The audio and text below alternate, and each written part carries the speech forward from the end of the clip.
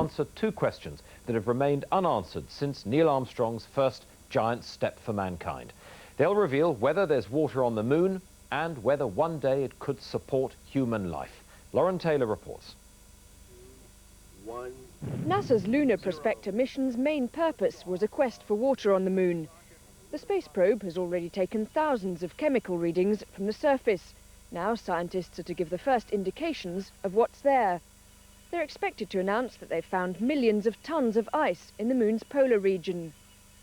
When astronauts last walked on the moon, they found no signs of water there.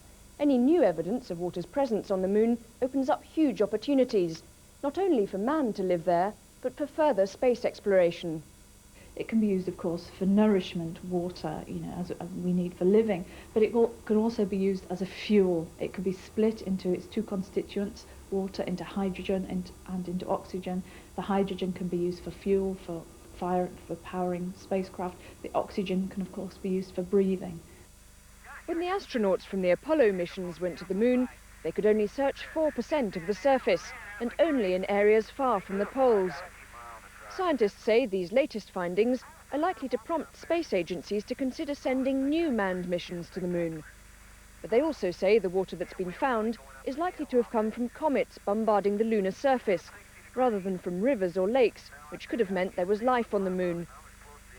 But if evidence of water is confirmed, it could eventually mean not just short missions to the moon, but whole colonies being built there.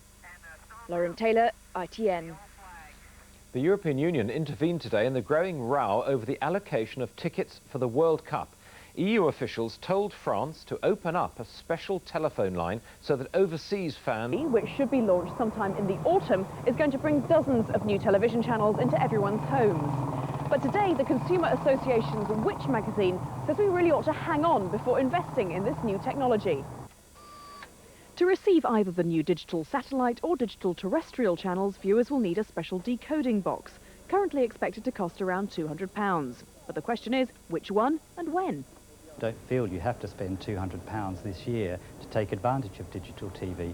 Everyone will have it eventually, and it may be simpler, maybe easier by simply buying something that's integrated into your television. An opinion also voiced by a House of Commons Select Committee this morning. But digital TV executives are vigorous in their defence of the new technology. If you would like to have 30 channels through your existing rooftop area rather than 4 or 5, you need to buy a box. We think the box is going to be attractively priced, and we think the service that it will deliver will be very good value for money. The warning behind today's report is to wait before signing up for any of these new digital TV services. But when digital television does arrive, as it inevitably will, the change is going to be as important as that from black and white to colour. Katie Derham, ITN in central London. Football and Scotland are coming to terms with the loss of their captain, Gary McAllister, for the World Cup finals in France. He's been ruled out because he needs an operation on a recurring knee injury. Shaped oxygen canister, which will be easier for firemen to carry.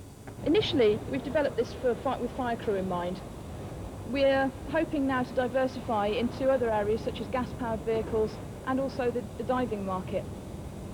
So the technology that produced missile launchers could save lives in fires. Exactly, yes. All the experiments being conducted in laboratories like this one were originally conceived for military benefit. Now more and more are being applied to civilian use.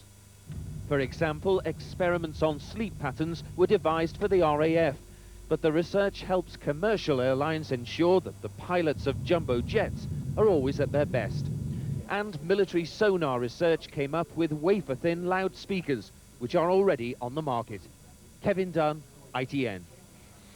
On News at 10 with Trevor McDonald, that announcement from NASA about